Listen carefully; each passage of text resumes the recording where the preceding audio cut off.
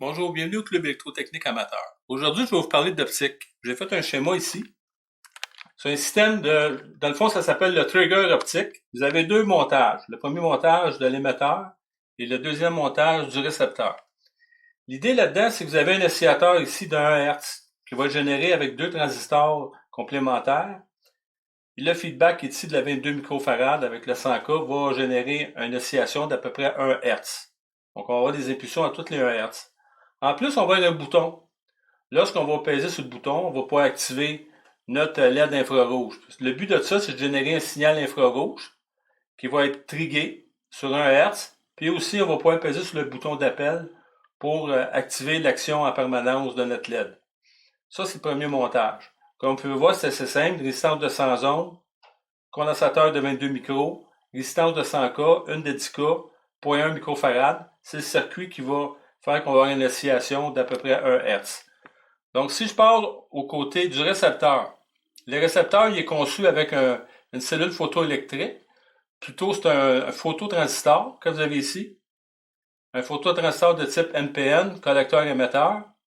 Donc, quand le beam infrarouge active la jonction ici de la base qui serait là, on a à ce moment-là un courant qui circule entre le collecteur et l'émetteur, qui va passer à travers une résistance de 2 cossettes, 10K ajustable avec une 4 cossettes pour générer un potentiel ici, qui va être assez haut pour activer le transistor.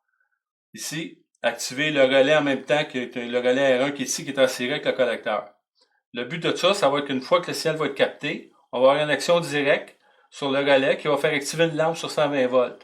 Donc, on va avoir une lampe qui va flasher sur 120 volts à 1 Hz. C'est l'idée. Donc, au niveau théorique, c'est pas mal ça. Maintenant, je vais passer au côté pratique. Merci. Bonjour. Voici le premier contrôle, le contrôle de l'émetteur et le récepteur. Donc, comme vous pouvez voir, c'est monté sur une plaquette expérimentale alimentée sur une batterie de 9 volts. La même chose pour le récepteur. Donc, si j'active le système, on devrait avoir la lampe ici, 120 volts, qui devrait clignoter sur un rythme d'à peu près 1 Hz. Donc, on peut voir que ça fonctionne bien. Donc, le signal infrarouge se transmet à travers jusqu'à l'autre bout, jusqu'à l'émetteur. Il y a un côté désavantageux de fonctionner comme ça, avec un émetteur-récepteur à l'air libre comme ça, c'est qu'on peut l'influencer facilement. Entre autres, si je mets mon carton vis-à-vis, je viens de couper le signal. Donc, pour régler ça, souvent, on installe des fibres optiques. C'est le but aussi, quand on travaille avec du optique, c'est de mettre des fibres optiques pour transmettre sur des longues distances. Et aussi, on connaît tous le fibre optique au niveau de la télécommunication. Puis dans les circuits industriels, on utilise beaucoup la fibre. Donc, comme vous pouvez voir, c'est quand même intéressant. J'ai le bouton d'appel aussi. Si je pèse mon bouton d'appel, j'allume la lampe en permanence. Donc, le rythme continue sur 1 Hz. Donc, je pense que c'est un petit circuit à expérimenter pour comprendre les bases de l'optique. Merci, à la prochaine.